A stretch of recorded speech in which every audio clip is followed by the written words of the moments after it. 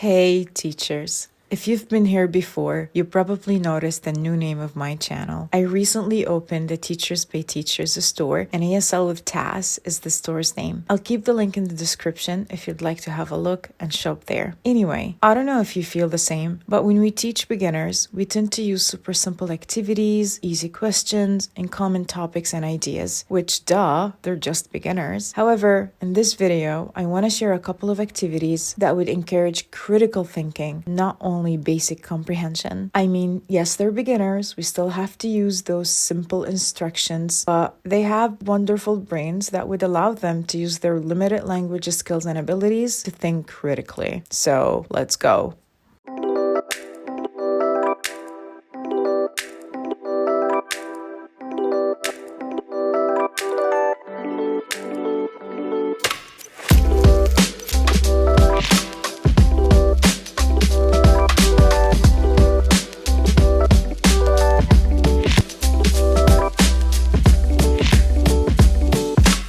Activity 1. Open questions. In any basic comprehension activity, we tend to use yes-no questions because students will answer with yes or no. They're simple and they do the job, right? I mean, they're good, but how about if we mix yes-no questions with open questions? For example, give the students a list of yes-no questions like these. All of them are in the simple present tense because I was teaching that. You can make the questions about any tense or topic you're currently teaching. I divided the students into pairs and make them take turns asking and answering the questions. And at the same time, I wrote these WH question words on the board and I asked them to follow up their yes-no question with one WH question that they find suitable. For instance, say hi to Lena and Tina. Lena would ask Tina, "Do you have a cat?" Tina will answer with either yes or no. Let's say Tina loves cats and she got one. So Lena now has to choose a WH word and create a follow-up question. She might ask, "What's the name of the cat?" or "Which color is the cat?" Tina has to give an answer now, like, "Oh, the name of my cat is Grace," for example, or "The color of my cat is black," and so on and so forth with the rest of the questions. Don't expect them to make correct questions at first because they're still learning. But what I like about this activity is A, it's so easy to use. All you need is a list of the questions you can easily come up with a minute before class. And B, students will not only practice the targeted lesson, but also think critically about it.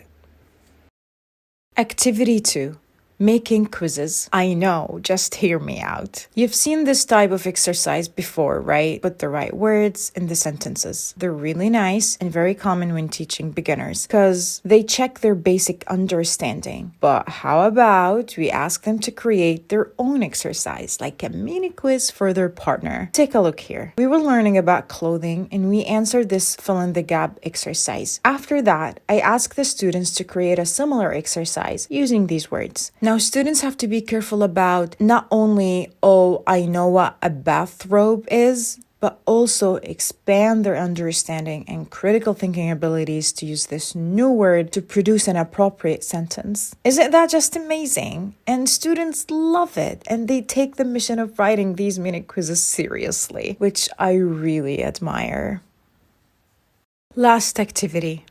Why? I think I use the word why in my classes more than any other word, to the point that students start to hate it. So I looked up ways of making students saying why without making it obvious. And I found this lovely activity which I love to begin my classes with as a warm-up activity. On the board, write different adjectives like not bad, fun, boring, great, and so on. Then write super random sentences like these. I always write 3, but you can write more. I give them some time to fill the gaps with their answers. Maybe today is great because my test was easy, or my breakfast was bad because I don't like eggs. And every time I come up with new questions and I try to choose questions that are kind of related to our lesson or class. So if we had a test recently, I would use the test was blank because blank, or the lesson was blank because blank.